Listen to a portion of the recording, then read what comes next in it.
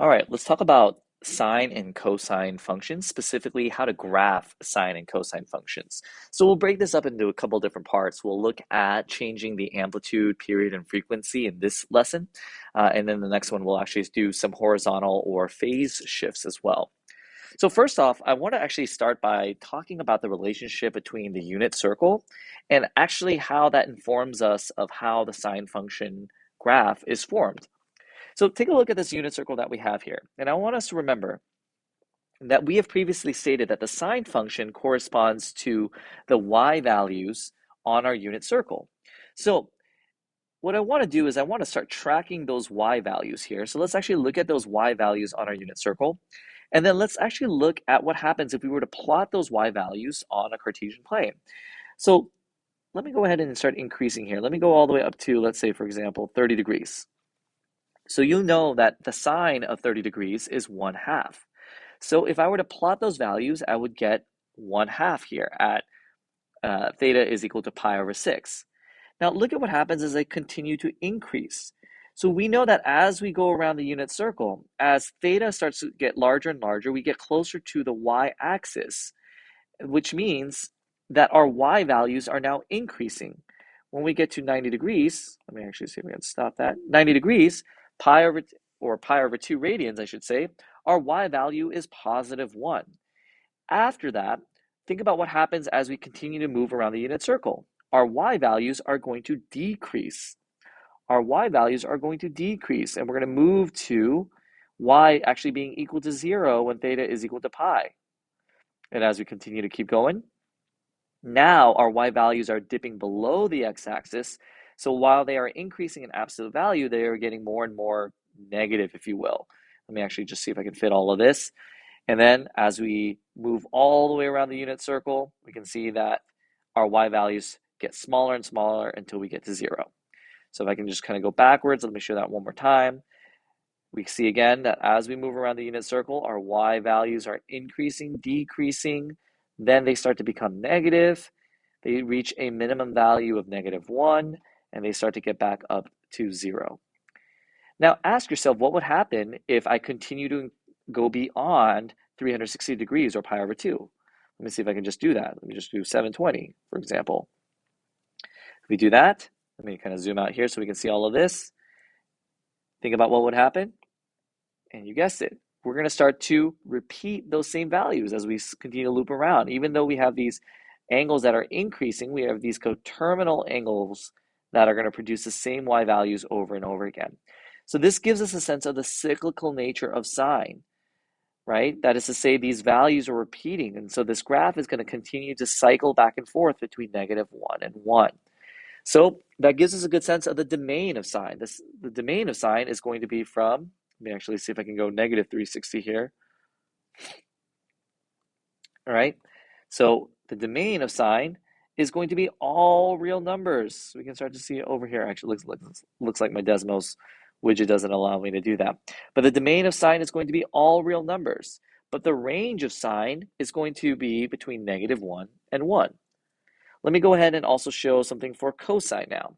So if we were to construct the cosine graph with the same kind of process here, think about what would happen. Now we're looking at the x values on our unit circle. So as we go towards, as theta increases towards pi over 2, our x values, or our horizontal values, are decreasing until we get to 0. They start to increase again, or I should increase in absolute value, but go negative, until they reach their minimum value of -1. Then they are going to start to increase as it approaches 0. And as we go past 3 pi over 2, these x values, or horizontal values, are going to reach its maximum at 1. Right? So we can see how the cosine graph is constructed looking at the x values as we move around the unit circle. So hopefully this gives a good sense of how the sine and cosine graphs are constructed. Okay? Now let's actually look at some of the specifics here. So you can go ahead and pause the video right now and jot these down if you'd like, but let me just go through a couple of these definitions. So the standard form equations for sine and cosine we look at as a sine of bx, where bx is our argument. So it doesn't really matter if we write these parentheses, but bx is our argument here. A refers to our amplitude. Okay, now it's important to note that the amplitude is the absolute value of A. Or we can also say it is the distance from the maximum value of our curve to the x-axis. So we'd refer to this as our A value here. And since this is distance, we're writing the absolute value, so we would never say that our amplitude is something like -1, okay? Let me jump to the part of talking about the cycle. The cycle refers to the non-repeating part of the curve. That is to say, as soon as our graph starts to repeat itself, we're now graphing a new cycle, okay? So a cycle is the non-repeating part of the curve. The length of one cycle is what we call our period. And the number of cycles that we can fit between 0 and 2 pi refers to our frequency. And again, frequency is the absolute value of B.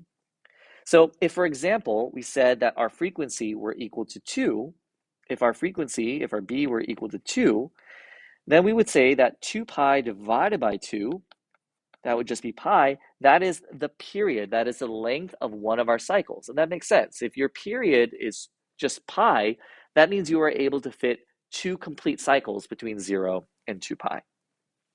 Okay, so let me just jump to looking at a couple of these examples. Make sure we know how to identify the amplitude, frequency, and period of each of these. So the amplitude here would be 2, the frequency would be 3, and the period would be 2 pi over 3. Okay, let's look at this next one. What about when our amplitude is 2/5? Our frequency here would be pi over 3, which means then our period is 2 pi divided by pi over 3, which would be 6. Okay, so that one always kind of throws students for a loop. Remember, you don't have to have pi as your period length. It could just be something like 6 radians. That's totally fine. And let's look at this last one here. What is our amplitude? Hopefully you say it is 5. It's the absolute value of -5, which is just 5. This argument here, x over 2, can be rewritten as 1/2 x, so our frequency is 1/2, and our period is 2 pi divided by 1/2, which would be 4 pi. Okay, so hopefully we can identify things like the amplitude, frequency, and period pretty easily now just by looking at our graphs. Okay, now what about graphing the sine and cosine function? Well, what I often tell students is that we really need to look at 5 key points for sine and cosine. That is to say, we want to look at the maximum, the minimum, and where the x-intercepts are. If we're looking at the sine function, I always tell students to look at our intercept or our mid, our maximum, which I consider our high value, back to our mid or x-intercept, then to our low, which is our minimum, and back to our mid. So the thing that you can remember for sine, we go mid, high, mid, low, mid. Mid, high, mid, low, mid. Okay, if you can remember that order, then that gives us a good basis as we start doing some of these transformations. Well, what about cosine? Well, cosine starts out at its maximum. So I would say max or high, mid, low, mid, high. High, mid, low, mid, high. Sine would be mid, high, mid, low, mid. And if you'll notice here, there's certainly a relationship between sine and cosine. Can you see it?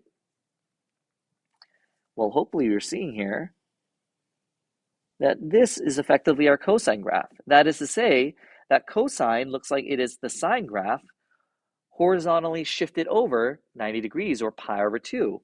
And that makes sense because in our previous lessons we said that cosine is the co-function of the sine graph or the sine function. So we can say easily that cosine is simply a horizontal translation, pi over 2 radians to the right.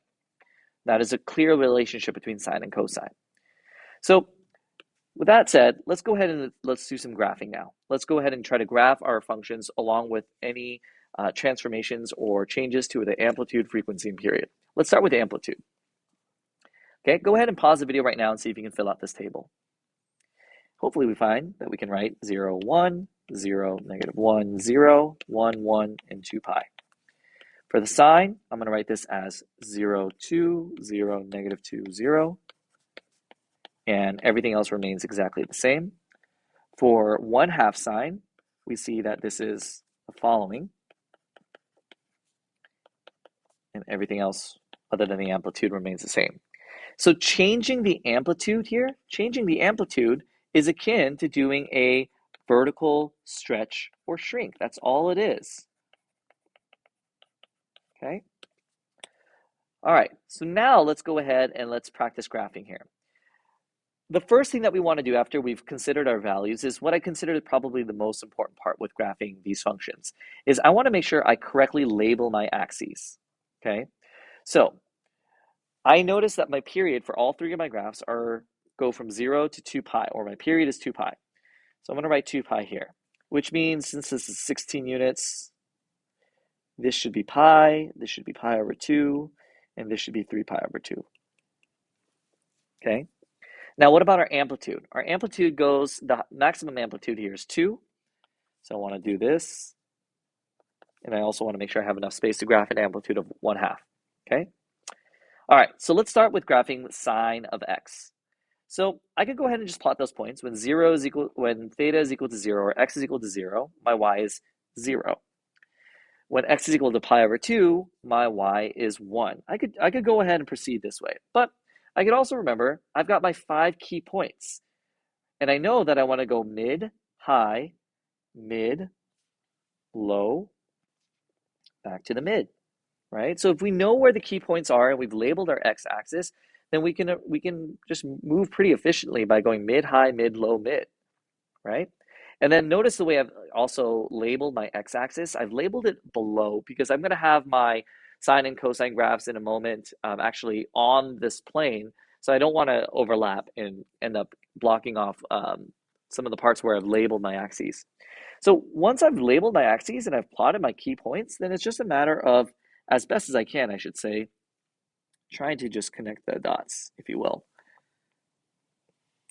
And this doesn't need to be perfect, but try your best to avoid drawing kind of like flat out triangles or V's, if you will. Okay? All right, well, now let's look at graphing 2 sine x. Our period and our frequency remain exactly the same, but I've changed my amplitude. That is to say, I'm going to still go mid. This time my high is at 2, back to my mid on the x-axis, low, and then mid. So this one's going to look something like this.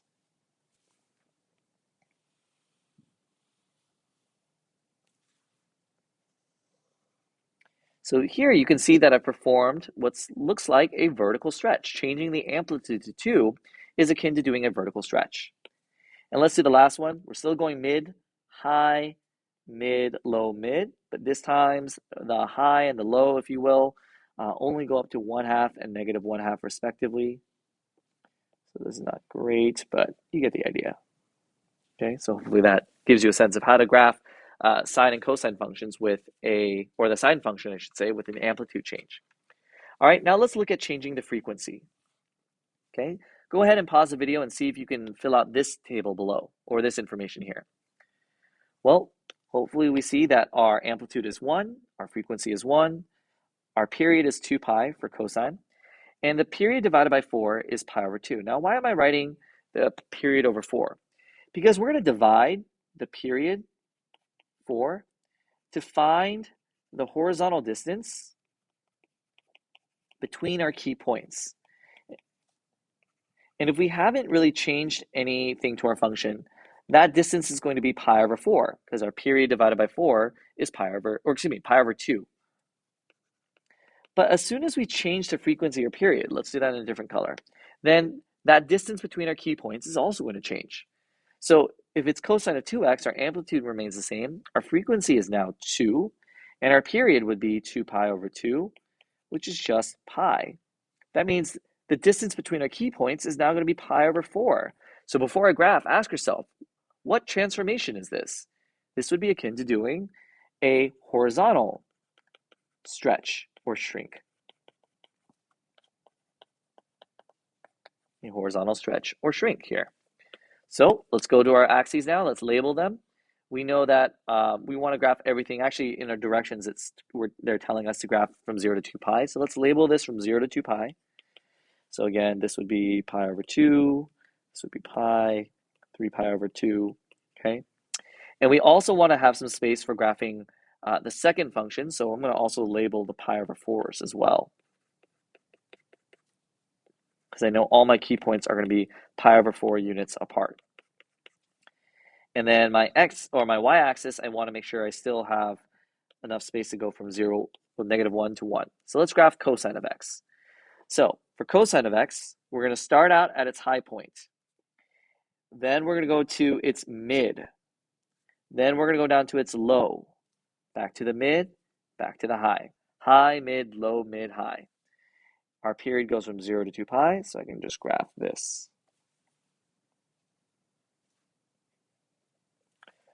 Okay? What about when we're graphing cosine of 2x? Well, this time our period goes from 0 to just pi. So if you want, you can even start the beginning and the end right here. So we're still going to go high, mid, low, mid, high. So high. This time my mid is going to be at pi over 4. Low, mid, high. So this graph should look something like this.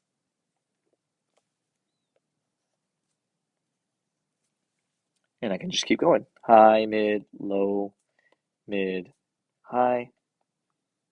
This is going to do something like this. Okay?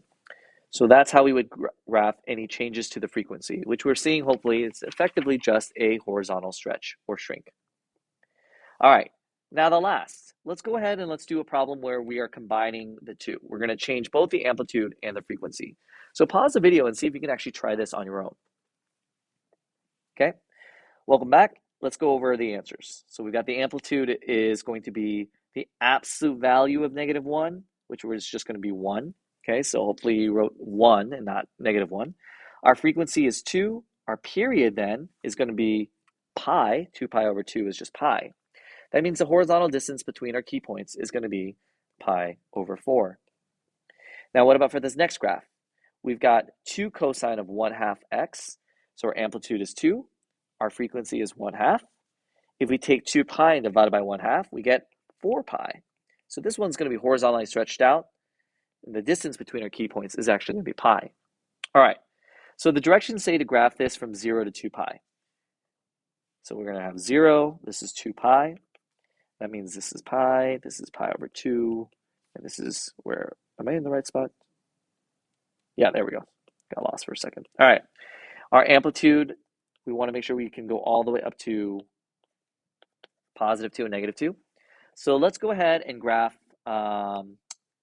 y equals negative sine of 2x first, okay? So I start out at my mid, but however, look at the fact that I actually have a reflection over the x-axis. So instead of going up to my high, I'm going to go down to my low. Now, you'll also notice that the distance between my key points is pi over 4. So my next critical point has to occur at pi over 4. So I should label all these. Before I plot anything else, I want to make sure that I have this labeled. So I'm going to start with my mid. Because of the reflection, I go down to my low, back up to my mid, high, mid. That's one full cycle. Let me actually just fill this in. That's one full cycle with a period of pi. Now, since the directions asked us to graph all the way from 0 to 2 pi, let's keep going.